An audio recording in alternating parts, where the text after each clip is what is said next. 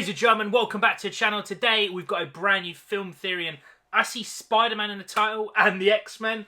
Gotta check it out. Spider-Man's big reveal, the X-Men are coming, and of course it's going to be in Spider-Man No Way Home, which Spider-Man craze is real. No Way Home is coming just under 2 weeks, the 15th of December. Your boy is going to see it. I'll have a non-spoiler review. Make sure you subscribe to see that bad boy. And earlier this morning we got Into the Spider-Verse Part 2, or Film 2 Part 1. You know what I mean, man. It looks dope. Spider-Man 2099 is in there. Big up. Alright, so before you check this out, as always, big love Film Theory, man. Chances are you're already subscribed to them, but if you're not, definitely check them out. I'll leave a link in the description, and let's do this. Go. So you see, logically, Pizza Planet is the only franchise that could have been using the legacy recipe from Freddy Fazbear's, which is how you get... MatPat? Mr. MatPat? Yes? Do you have a theory? Oh my gosh, oh my gosh, oh my gosh, it's totally happening! They're finally acknowledging my existence! Do I have a theory? Yes, sir, I do. About the future of the MCU? Oh, yeah. And not just about the future, but also the old... Great. I've got Kevin Feige. And I've got a cease and desist. Oh, no. Oh. Gone, mate. Man like Feige, sniping Internet, people, mate. Welcome to Film Theory, the show that can predict the future of the Marvel Cinematic Universe 90% of the time. Oh, 19%. Hey, no need to show up like that, Morris. Then again, how can I stay mad at something with such a cute, fuzzy legs? So, Shang-Chi is finally out on Disney+, meaning that those who weren't comfortable going to see it in the theaters are finally getting to experience the best Marvel Phase 4 movie yet. To be fair, the competition so far hasn't been particularly hard. Yeah, it's definitely the best one. Choreography, the brilliant character performances, the decided lack of a sky beam, yeah, this one felt really refreshing. Especially when the whole climax just amounts to one the big climax is kaiju so sick. battle. Speaking of those giant monsters at the end, though, that one felt weird for you too, right? Like, you have this incredible movie featuring top-tier martial arts and then giant CGI tentacle I was monster. down with the dragons. All right, sure. The Dweller in Darkness as this big third-act villain just felt weird to me, both when I first saw it in theaters and again when I watched it at home. Like, why him? It felt so random, so disconnected from everything the movie had set up tonally up to that point. But then Disney Plus Day happened, and with it, all these announcements about upcoming projects, and suddenly, something clicked into place for me. You see, I believe Shang-Chi's inclusion of the Dweller in Darkness has set the dominoes up for the biggest reveal that the MCU has left. One that they've been keeping in their back pocket since 2019. Shang-Chi and the giant kaiju battle, it just opened the door, both figuratively and literally, for the X-Men. Strap in, friends. Explain it, baby, because I'm ready for this. To give the briefest of recaps so you can follow the important details for today's theory, Shang-Chi follows a character named Shang-Chi, if that wasn't obvious. But the story is really all about his father, Wenwu, the Mandarin. You'll never see me coming. Gets in a bin, that mate. one, the real Mandarin. You see, He was Wenwu, so for being sick. a cold, heartless international crime lord, is really broken up about his dead wife. So when he hears her suddenly calling out to him from behind a mysterious door, he becomes obsessed with opening that door back up. After decades of searching, he finds the door in the realm Ta Lo. And the people there are totally like, no, you idiot, that's not your wife. That's a big, bad, dark thing that we sealed behind the door years ago. Which, can I just say, why? Like, why do people seal entities behind doors and not, you know, a wall? You're not meant to open a wall. Walls do not come with hinges that allow them to open back up. Just Let them have you their had wall, one man. job, Ta I mean, Lo, door. one job, and you blew it. Anyway, Shang-Chi, the movie, decides to be very efficient in its third act by combining all of its tropes into one major battle. Not only do Shang-Chi and Wenwu have a good old-fashioned MCU fight your opposite color scheme That nemesis third battle, but it's also a punch part through your was daddy fire. issues battle. 2 for the price of 1. Really appreciate how they've streamlined the process. Anyway, the battle is promptly interrupted by something bursting through the door, and funnily enough, it's not Wenwu's wife. This giant monster is called the Dweller in Darkness. Wenwu sacrifices himself for his son, and Shang-Chi manages to use the rings to destroy the Dweller, despite it being the first time that he's ever tried him on. And the fact that Ta Lo's best warriors were unable to do the same task millennia ago. Just saying, watch out, Captain Marvel. Looks like we got a totally new overpowered hero auditioning for the Avengers. And that's basically the movie. This is obviously a massive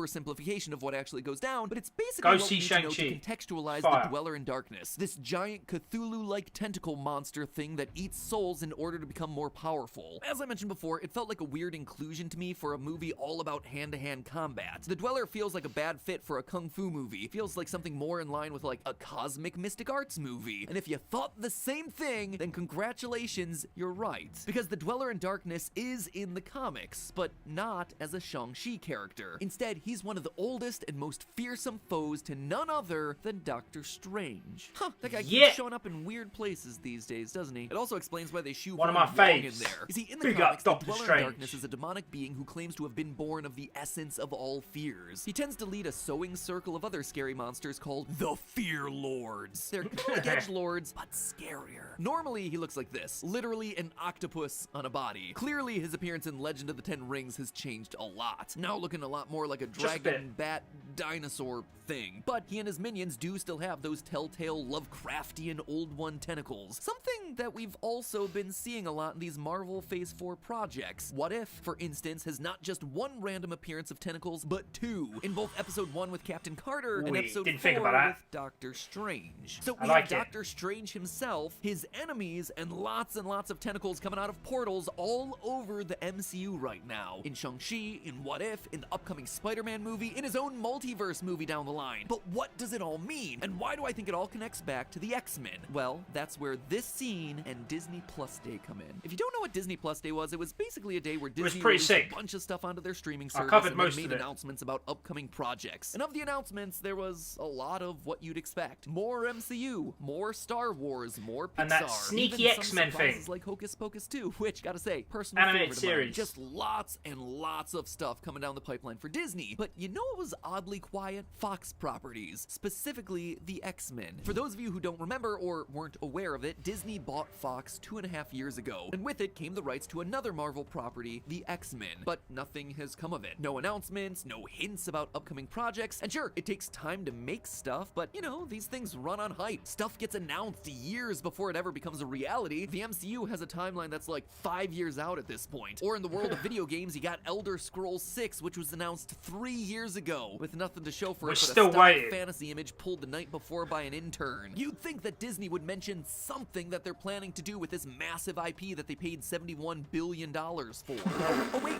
hold on. At Disney Plus Day, Sorry, they what? did announce one thing, and it's kind of random. A Animated reboot show, of the baby. 1990s Fox animated classic. One of the best The shows of my X-Men, childhood dubbed ever. X-Men 97, which, hey, if nothing else, gives me an excuse to fire up this old intro from 5 years ago that we spent way too long on and only used once.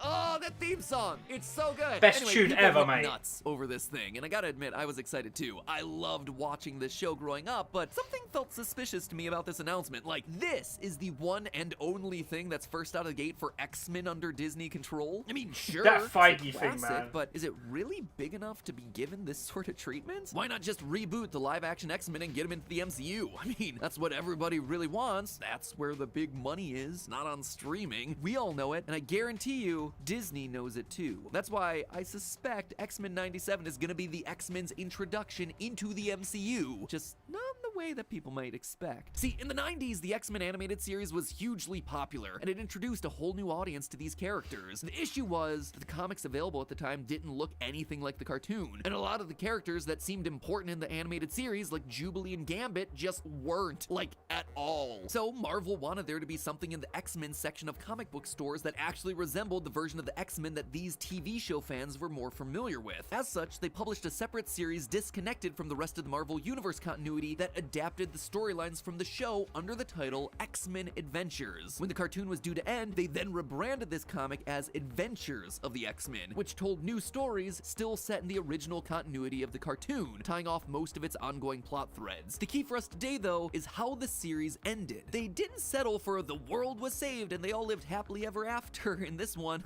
Oh no, friends. They went insane and actually ended the entire universe. You heard that right. Not sure how to end a series, just end the universe. Standard no more characters means no more stories to tell. This story arc was driven largely by a character named Despair, who turns out was working on behalf of another character, the one that started this whole theory, the Dweller in Darkness. Yep, the Dweller wanted to end the universe because doing so would cause everyone to feel immense fear that he could then absorb and basically become a god. The crazy twist with this story, though, is that the X-Men don't really manage to stop him. Well, it's kind of like a tie. They can't stop the destruction of the universe, but they did learn enough about understanding brotherhood and friendship over the course of the series that Jean Grey's Phoenix powers are able to send those positive vibes to every mind in existence, so no one is afraid of their inevitable death. They're all connected, so even though they're on the brink of Armageddon, they die nobly, without fear, meaning that the Dweller doesn't get the opportunity to level up. And then the known universe collapses in on itself and everyone dies, the end. But what on earth does this have to do with the MCU? Well, out of the end of their universe comes a big bang which creates a whole new universe, the real comic universe, Universe 616. On the last panel, we see the classic 1960s versions of the X-Men, essentially rebooting the animated X-Men, but in a way that then connected them back into the main continuity of the franchise. This is actually what I predict is going to happen at the end of X-Men 97. Remember, this part of the story was never put to screen. Pretty it was crazy, a totally new story just for the comics, which makes it a pretty darn great choice for all of those who wanted the TV show to get its true finale. But it also means that Marvel can have their cake and eat it too. They can revive these classic characters, keeping them as cartoons, but also throw them into the MCU by having them be a prequel to the Marvel universe that we know today. In Shang-Chi, we hear that before the Dweller was locked away by Ta Lo, he had destroyed many universes. Maybe one such universe was the X-Men 97 one. That may seem like a stretch, but if you cast your mind back to the Spider-Man No Way Home teaser, you'll notice that Doctor Strange is holding a conspicuous mug emblazoned with a cartoon fox. It could just be a random mug that they had on set, or it's another Easter egg. Fox formerly owned the rights to properties like the X-Men, the Fantastic Four, and Deadpool, hence why they've never appeared in the MCU. But now that Disney owns Fox, people have been hoping that any multiversal storyline would allow characters like the X-Men to suddenly enter into the continuity. It's why everyone got so excited when X-Men's Quicksilver turned up in WandaVision, and then did a collective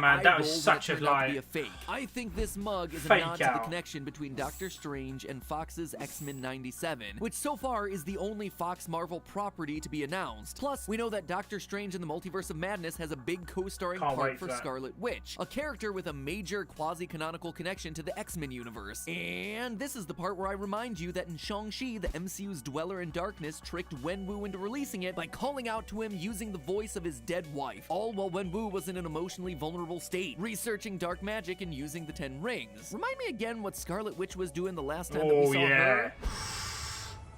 That's a bit naughty. That's a big shout. I like that. That is a shout.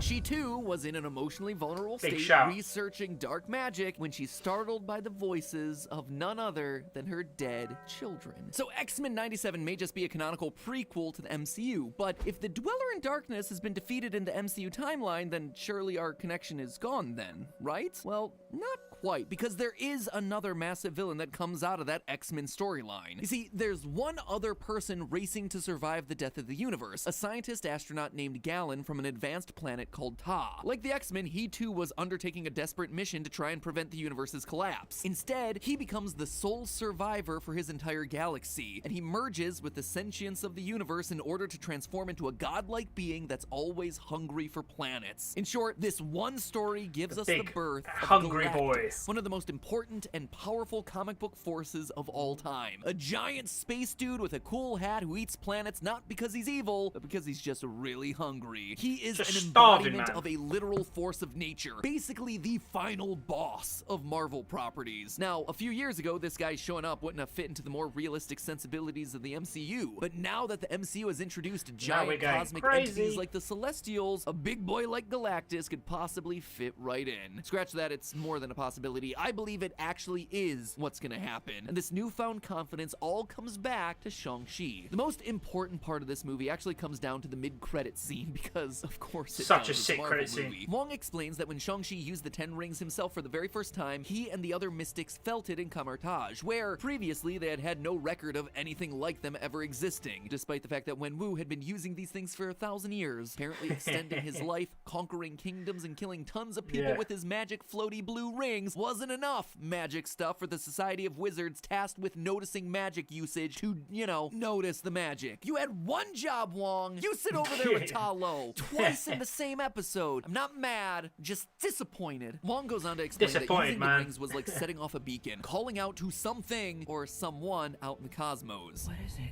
A beacon. We're sending a message. Now, in a previous theory, I proposed that the 10 rings could match up with the 10 Eternals that we're aware of before the movie's release. And sure enough, Eternals does feature a climactic battle scene where the Eternal engineer Phastos invents a way for the team to captain planet their energies together into a singular force called the Unimind, using, flashing important stuff arrow here, special bracelets that each individual Eternal wears. So, these then are the 10 rings that Wenwu found, right? No, Maybe. because by that point in the movie, 2 of the 10 Eternals had been killed off. That would leave, and -2 is, less than 10. Also, that scene happens in the present time, so, you know, those 10 rings, that ain't it, Chief. So it's not the Eternals, it's not the Dweller in Darkness. Who is it? You've probably figured out where I'm going with this one. It's Galactus. Think about it. We know that Marvel likes to combine or mix up their stories a little bit. So where the Dweller in Darkness is more traditionally a Doctor Strange villain, he's now been defeated to be replaced by the other big bad from his X-Men continuity. It's also worth mentioning that Galactus has been seen clashing with another set of characters from the Fox Marvel pantheon, the Fantastic Four. What better way to reboot all of them and bring them into the MCU than with one of their biggest villains? And don't forget, we've already met one of our new Phase 4 villains, Kang the Conqueror, over in Loki. And his main bad guy thing is getting yourself a space monster that's always hungry and feeding it. I weaponized a lion. Sounds familiar. Kind of like a certain universe-sized villain with a cool hat and an appetite for planets. So there you have it, friends. I'm suggesting that the Fox universe has to die so the MCU can be born. Both canonically, but I suppose also from a meta standpoint. We're gonna have our cartoon X-Men, and it still actually means something to the MCU. The universe collapses, bookending the Fox era of Marvel history while still having it fit in nice and neat with their MCU, but in doing so, they're able to create a monster worse than the Dweller in Darkness. One that the 10 rings are calling out to like a lunch bell, drawing Galactus to Earth for our heroes to fight against at the end of Phase 4, or probably actually later in Phase 5, alongside some new heroes like the rebooted X-Men that we'll see at the end of the Adventures comics. But hey, that's just a theory. A film theory. That was a big stretch. And cut.